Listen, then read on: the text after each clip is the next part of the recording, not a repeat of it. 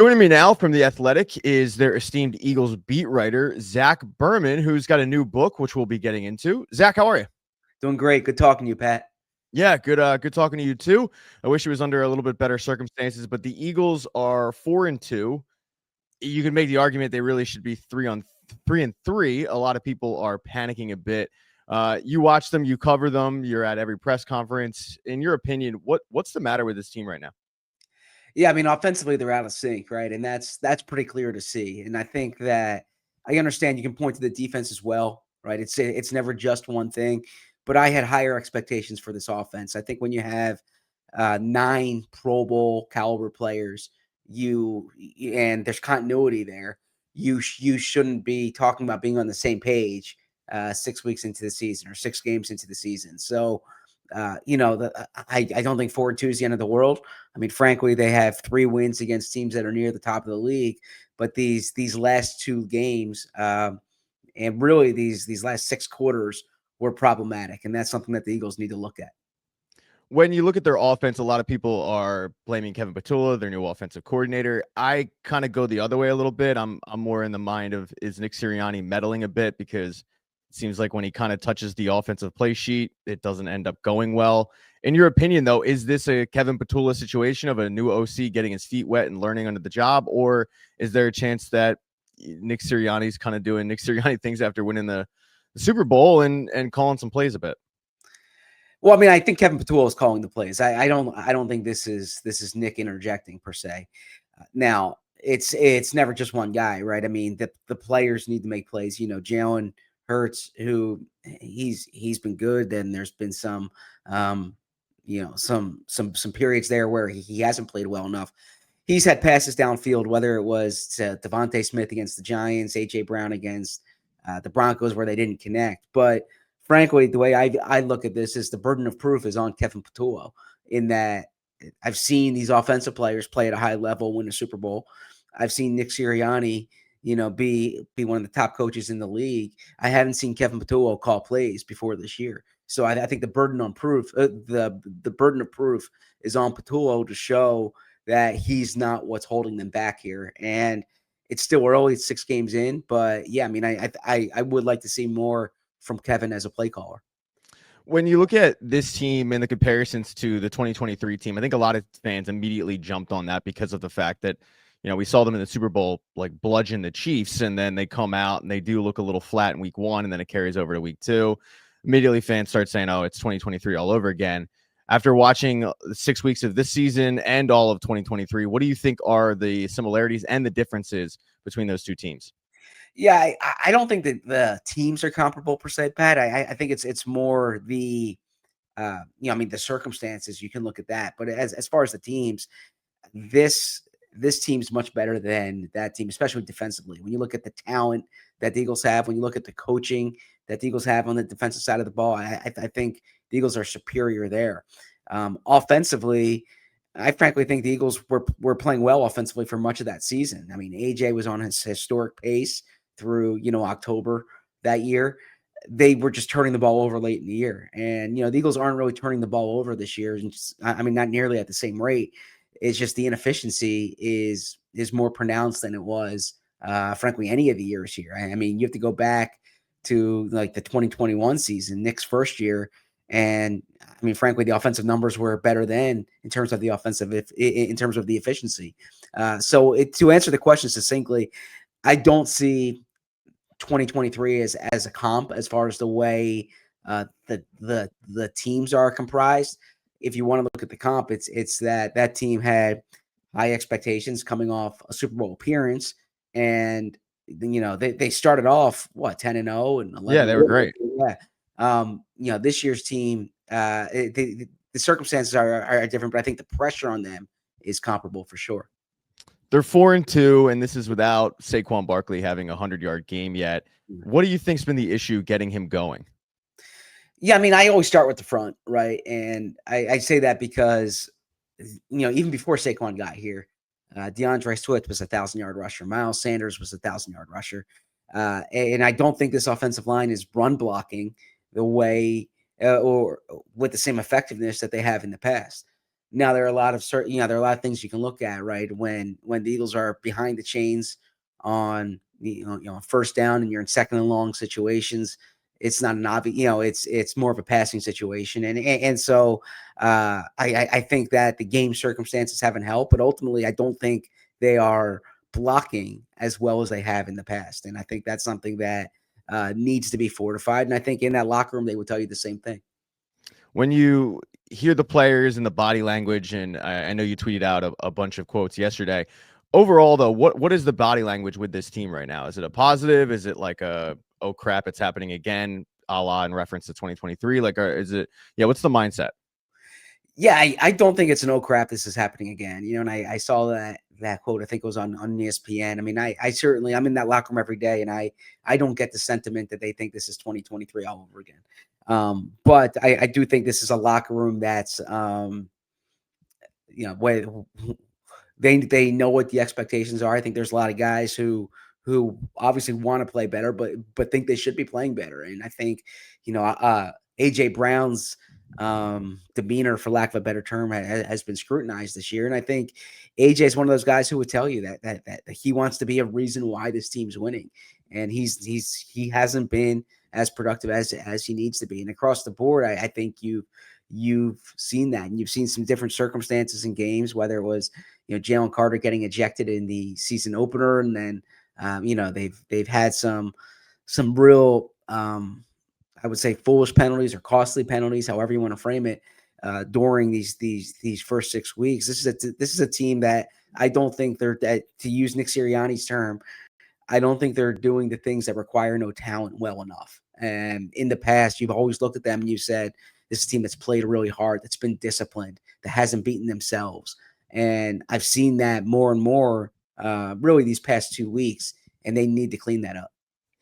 Talking about AJ Brown and the trade deadline's coming up, and I kind of roll my eyes when I just hear any situation of AJ Brown and Jalen Hurts beefing. I just think it's kind of a fake story. But you are there every day, and I recently saw a thing of like, where will AJ Brown end up? Can you dispel that rumor, or do you want to, I guess, stoke the fire a bit? No, I don't expect AJ Brown to get traded this season, and I don't expect him to get traded because, first off, he's one of the best players in the league, and Howie Roseman's in the business of trying to acquire players like AJ Brown, not in the business of trading players like AJ Brown. Um, the cap makes it near prohibitive. I know people like to point to the cap on it, but I think when you point to the cap on it, you're not really seeing the forest through the trees, right? Because like the reason you don't trade AJ Brown isn't because of the cap hit. The reason you don't trade AJ Brown is because he's a really good football player, and it makes your team worse. It doesn't make your team better. So yeah, I don't expect them to do it, and I also think too that like this is what Nick Sirianni's here for, is the managing the locker room dynamics. That's a big part of his responsibility, and that's supposed to be like what he does exceptionally well. And so I think dealing with this is on. It's obviously it's on the players, but it's on Nick too to make sure that this doesn't fester into a bigger issue than it might already be. When you witness AJ Brown and Jalen Hurts, what is their relationship like? I've always been under the assumption they are best friends. Jalen Hurts was there, obviously, at AJ Brown's house when they got drafted, and the whole backstory. But do you think it's a little bit of a fractured relationship? Yeah, so I'm not trying to evade the question here, Pat. I mean, I'm gonna be completely honest with you. Is that uh, I always kind of pause when when reporters who are in there try to act as if they're they're psychologists or therapists here. Like there's a lot of human dynamics there between those two, and with any relationship. And from what I've heard, the relationship might not be what it was when they first got here. Um, but I can't tell you definitively based on my interactions with them, and I'm not going to dinner with them. I'm not hanging out with them, and frankly, I'm not talking to them together. I'm just talking to AJ at one point, Jalen at another point. So it would be Like it would be disingenuous for me to suggest that I have insight as far as like the particulars of their relationship. But yeah, I mean, if you just look at it anecdotally and you listen to what they said, and they talked about this on the record a few weeks ago, that they talk in meetings, right? And that that's kind of the, I don't want to say the extent of it, but that's the nature of it. And then so this is a roundabout way of me saying that I don't know the specifics there, but yeah, I mean, I don't know if it's what it was in 2022, but I can't tell you My big specifically takeaway was that why. they don't invite you to dinner, and that's rude because they should. Yeah, I mean, I would love to go to dinner with Jalen and with AJ, right? And especially together. I mean, that would be a fun. Something tells me you're not picking up the check if that happens. The trade deadline is coming up. Howie is known for making trades. I saw you tweet this out, one specific position that you think that will be addressed. But what do you think they end up doing? Yeah, I mean, I think they're going to acquire an edge rusher, and I thought they needed one before Za'Darius Smith retired. I think that's more pronounced now that Za'Darius Smith retired. And I look at it, and I also think it's a position that they are players to add. Now, the reason I don't want to say that I'm hesitant here, but the midseason acquisition hasn't necessarily worked out swimmingly for Howie during these past few years, right? I mean, I don't think Kevin Byard had the desired effect that they wanted. I don't think Robert Quinn had the desired effect that they wanted. It's hard times to acquire a high profile player in the middle of the season and expect that type of production. Also, I mean, not for nothing, Howie's made 6 trades since the start of training camp, and that he still has 10 projected draft picks next year. But I don't think that they're going to be. I don't think they're going to take a huge swing unless it's a guy with term on his deal. So I kind of caution the fans who might be wondering, are they going to acquire Trey Hendrickson, right? Like that's not the type of move that I see the Eagles making. I think it's one that might be more on the margins unless it's a guy who has term on his deal. When looking at some of the moves that Howie made in the offseason, what do you think's been the biggest mistake he made? Was it letting Darius Slay go? Was it Mekhi Becton not re-signing him? Because both positions seem like they're a little bit weaker after letting both players go. Or is there another one? Yeah. Well, I mean, at the cornerback spot, I would pivot to Isaiah Rodgers because I think that was a very manageable contract for a player that was, I don't want to say ascending, but like kind of in the prime of his career, right? I mean, the age profile is different than with Slay. And I think that was a deal that the Eagles could have and should have and probably wanted to get done. And so I think Isaiah Rodgers would have given them some more, a player that they know and a player that I think was ascending into a starting role. You've seen that in Minnesota. I also think that the way they kind of navigated day 2 of the draft, and then look, the reality is when you're drafting at the bottom of every round, you're not going to get all the guys you want. Like that's just the reality of the situation. I mean, I think Eagles fans see it's easier to draft good players when you have 2 first-round picks like the Jalen Carter and Nolan Smith year. You're you have 2 second-round picks and you can trade up for Cooper DeJean. But I think day 2 in the draft didn't work out the way the Eagles wanted it to. And I think that there are positions, whether it's offensive tackle, whether it's edge rusher, whether it's tight end, that I thought they would come out of day 2 with, they came out of day 2 with one player, and that was a safety, Makuba.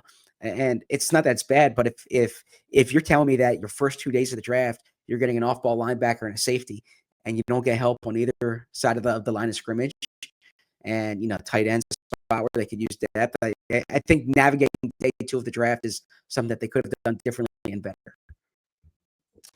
Zach, you've got a new book out right now. Your first book, Underdogs, must read. It'll bring back all those good memories of 2018. But your new book, Leap Year, tell us about it. Yes. So this takes you from the red confetti that fell in February 2023 to the green confetti that fell in February 2025. And so it looks at the collapse of the 2023 season, looks at the offseason in 2024, a magical offseason that brought in Saquon Barkley and Zach Bond and Quinyon Mitchell and Cooper DeJean. It takes you behind the scenes of what made last year's team special. And it's not just like the week by week account, like on the ground accounting for what was going on, but also there's cutaway chapters in here on Jeffrey Lurie, on Howie Roseman, Nick Sirianni, Jalen Hurts, AJ Brown, Lane Johnson, Saquon Barkley, uh, Jalen Carter, Zach Bond, Darius Slay, where you really get to know who these guys are underneath the helmet. And I enjoyed those chapters in particular. I put you inside the locker room when the Eagles won the Super Bowl. I hope that the reader feels like they're experiencing that celebration, right? I started the book that way. Brandon Graham wrote the foreword. I'm grateful for that. There's no one else I would rather have write the foreword for this book. So, yeah, I mean, I'm obviously biased, but I think this allows you to relive the Super Bowl season and kind of learn about what made that team special. Yeah, I think every Eagles fan would like to relive that season that ended with a 41-6 beatdown. Sorry, 41-22. Yeah. Anyway, you got some book signings coming up, right? Where people can actually pick this up, meet you, and shake your hand, get it signed. Yeah, I will put those out there. I have one. I don't know when this is appearing, but Thursday night at the Pen and Pencil in Philly. But there's going to be some multiple ones at some local bookshops. Really around like late October, around the bye week and into November and December. So I will put that all out on my social media at ZBerm on Twitter, X, and then Z_Berman at Instagram. Zach, I can't tell you how much I love reading Underdogs, and I'm looking forward to biting into Leap Year as well. I'm assuming just Amazon is probably, but wherever books are sold, make sure to pick it up. Halloween's coming up, to give it out to the kids. They'll love it. And then Christmas, obviously, as well. So, Sure. Zach, I really appreciate the time, man, and I'll hopefully talk to you pretty soon. Anytime. Thanks, Pat.